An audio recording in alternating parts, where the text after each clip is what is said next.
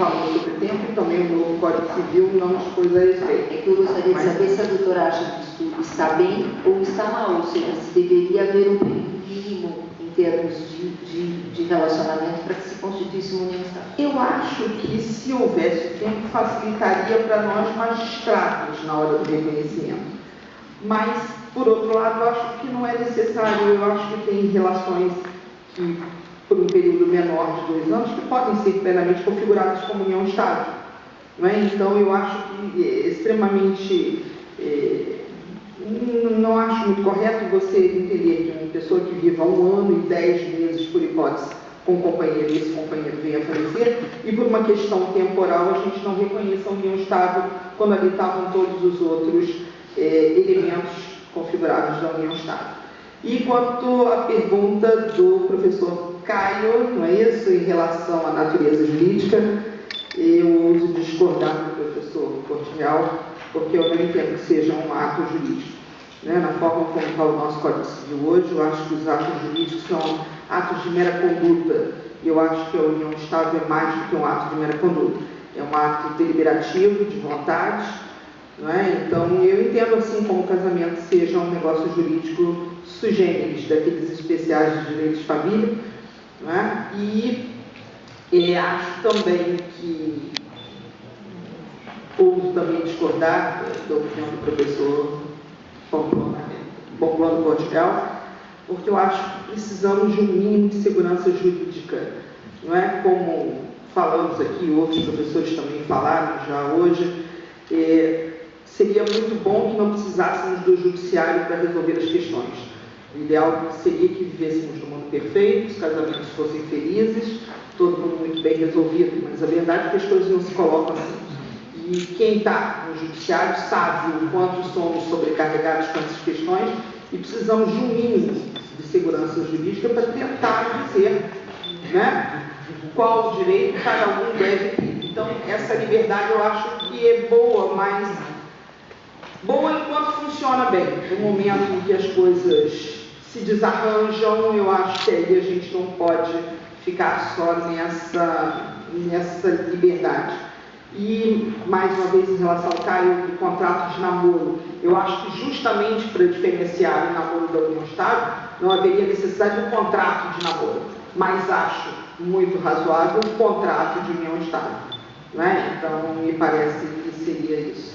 E só passando já a palavra para o professor Portugal, que pediu sempre, como é do seu perfil, não, uma réplica, eu quero dizer ao Caio o seguinte: Caio, nem poderia haver contrato de namoro, porque namoro não há como gerar direitos de namoro.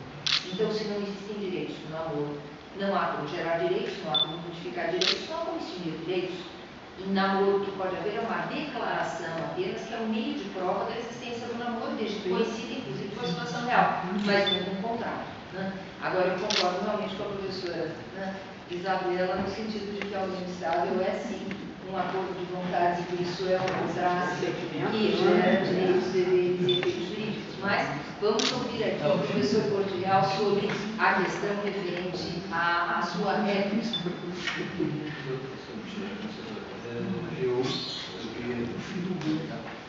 Eu queria dizer o seguinte: eu entendo naturalmente que as questões jurídicas normalmente são apoiadas em ideias de segurança, mas quem é que estabelece e quem rege ou quem determina a segurança que enquadra ou envolve uma relação entre as partes? É a lei? São as partes? Onde é que está o acordo que fala?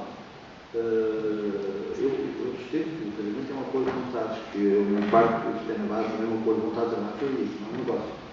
Porque quando está em causa o exercício de uma união plena de vida, da afetividade, não há nada que possa cercear o caráter livre e íntegro, coisa lá que existe, porque homenagear juridicamente a lei homenageia exatamente esse acordo livre e íntimo que o casamento é um facto em moldes, simplesmente, ou temporariamente, ainda não acontece. Mas, de um modo ou de outro, eu diria que isso caminha nesse sentido.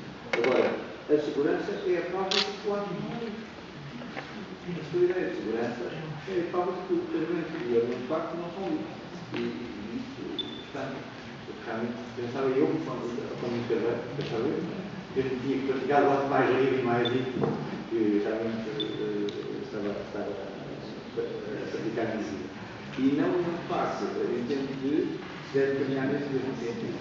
Depois para fugir a essa, se há uma alternativa que surgiu no facto, e essa alternativa é falaciosa. É exatamente o mesmo instituto, é exatamente, são os mesmos valores, é exatamente o mesmo tipo de relação, é os mesmos princípios que envolverem essa situação. Não há, aí é que está a segurança, são os princípios gerais, em geral, o movimento geral, na tutela da personalidade, na tutela da personalidade, os valores constitucionais, os civis, os familiares. É isso. É por isso que nós costumamos recomendar, professor Torreal, as pessoas que se casem e que não resolvem. Pois bem, agora eu quero passar aqui a pergunta novamente, ou enfim, a provocação, repito, à doutora Kátia Boulos, que fala um pouquinho mais sobre essa questão do afeto, e o Caio também, e que o professor Joel depois responda sobre a questão da revisão de alimentos em face da ação de fiscalização, ou seja, por que não a ação revisional e por que sim a ação de fiscalização? Por favor. Só um instantinho. Mas a senhora vem depois. Não, a senhora não Mas a senhora depois terá que nos falar também sobre o terceiro naquela questão. Eu estou interessado no terceiro. Vou falar com muito gosto sobre o terceiro ponto.